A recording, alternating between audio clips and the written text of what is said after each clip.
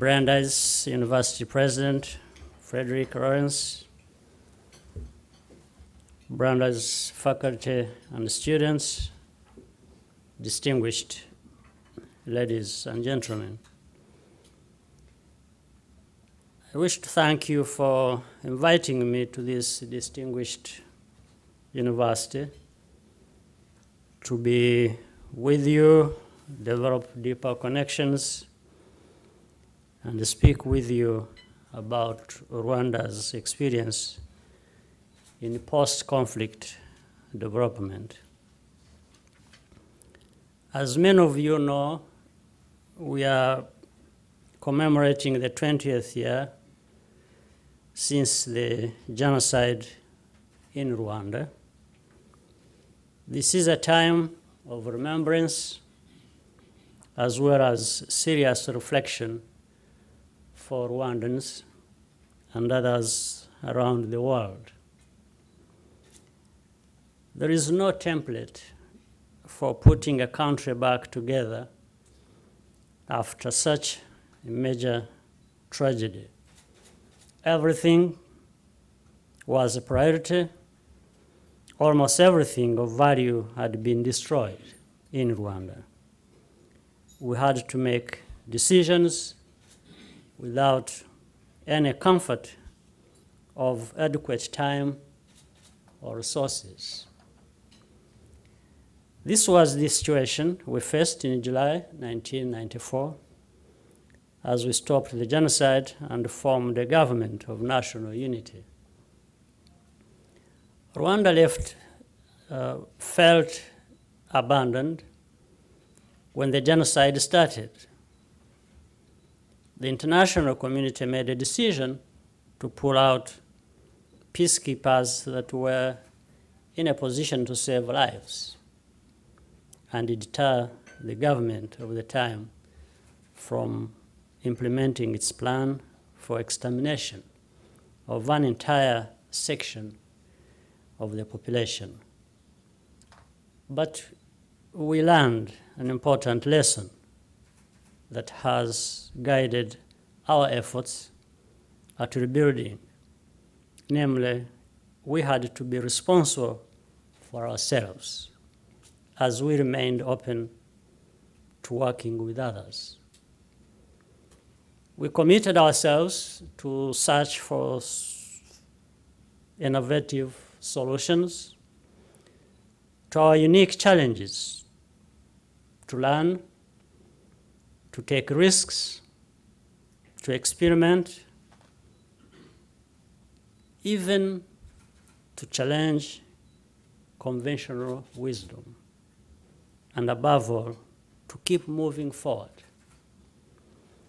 Establishing peace and security were the foundation for anything else we hoped to do. The forces that had just committed the genocide were camped only a few kilometers across our border and these people tried to continue genocide, targeting survivors and witnesses. Meanwhile, the international community began the largest humanitarian operation in history to support them and claimed to be powerless to separate refugees from armed groups. There could never be peace under those conditions. We had to act. In late 1996, Rwandan forces separated the refugee hostages from the genocidal armed groups.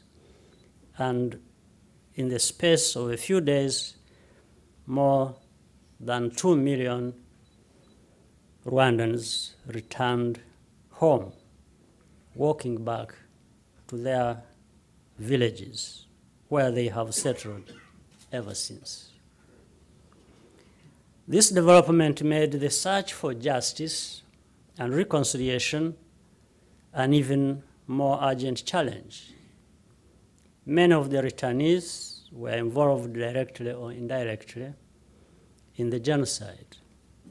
They were now living side by side with the survivors. What does justice mean when millions of people participated? What does reconciliation mean when perpetrator and victim see each other in the market every day? The rebuilding process required us to find the right balance. To achieve this, we chose Gacaca, a community-based system of conflict resolution that would deliver restorative justice, as well as bring the society back together. Cases were heard and judged at village level in exchange for telling the truth about what they did and saw. Perpetrators received reduced sentences or performed community service. Through Gacaca, Rwanda prosecuted 2 million cases in 10 years, completing the process in 2012. Of course, reconciliation and justice are not one-off events, but a long-term national process that requires continuous dialogue at all levels. We are working to entrench new thinking about Rwandan national identity that transcends the ethnic ideology promoted by previous governments. The purpose is not to erase diversity or deny history, but rather to help Rwandans see themselves first and foremost as compatriots. Rwandans strongly support such efforts. This is why programs like Ndi Umunyarwanda or I Am Rwandan have been readily embraced by our people. The program provides a platform for honest dialogue among citizens and aim to strengthen the Rwandan identity. After 1994, the new government had to set up an accountable state to deliver the services that our citizens need and deserve. Achieving stability has allowed Rwanda to begin the serious work of building democratic institutions and securing the freedoms and rights of Rwandans, without whose participation, progress, and development would be impossible. State reconstruction required the building and, in some cases, creating from scratch governance institutions that are often the first casualties of any conflict. We established new law and order agencies such as the Auditor General's Office, Police, and Ombudsman in order to promote accountability and guarantee the state's ability to safeguard and earn the trust of citizens. We have also used homegrown solutions to overcome some of Rwanda's challenges to socio-economic development. One way we did this is through the use of imihigo, a practice from pre-colonial times whereby individuals would set targets and publicly pledge to achieve them. Imihigo in modern Rwanda are annual performance contracts whereby targets are set by communities and signed by public officials. Performance is then assessed throughout the year. It is the kind of thinking that has helped us to achieve real results for Rwandans. For example, the most rapid and steep gains in child and maternal health ever recorded by public health professionals. For ongoing and future development, we are convinced that the private sector will serve as a vital catalyst of Rwanda's socio-economic transformation. We have privatized state-owned companies and worked to make Rwanda an attractive place to do business and to invest. Our focus now is improving our infrastructure and human capital so we can better compete in the global market and transform Rwanda into a middle-income country by 2020. Ultimately, our goal is to maximize opportunities for all Rwandans, including the young people who make up 3/4 of our population. Rwanda is keenly aware of the importance of regional, continental, and international collaboration to our stability and development. This is why we are acting as strong partners in the East African community, the African Union, the Commonwealth, and the United Nations, among others. We also greatly value the partnerships we have enjoyed with universities, businesses, philanthropists in this country.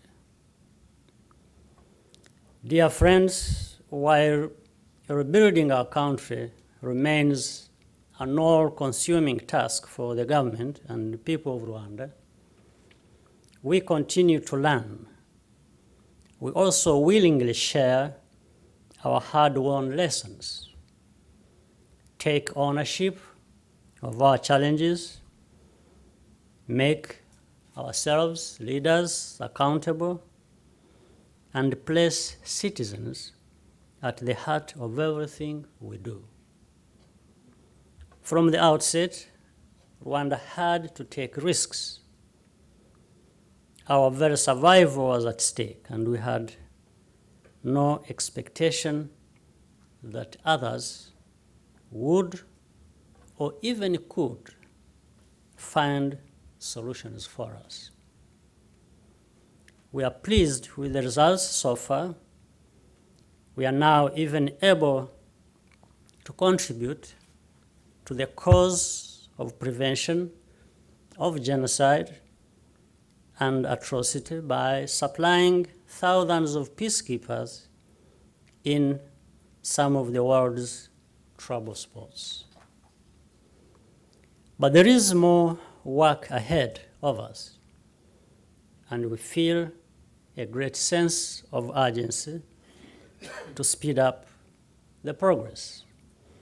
That's why we always urge our citizens, men and women whom we have strongly invested in, and the young people, to make sure that we are up to this challenge. Rwanda has received support from development partners, which we appreciate, particularly because we know that no one owes us anything. We use this support effectively for the benefit of all Rwandans. However, we emerged from the tragedy because Rwandans were prepared to stay the course despite constant doubt and criticism, And without that tenacity, Rwanda would have remained a failed state. I thank you.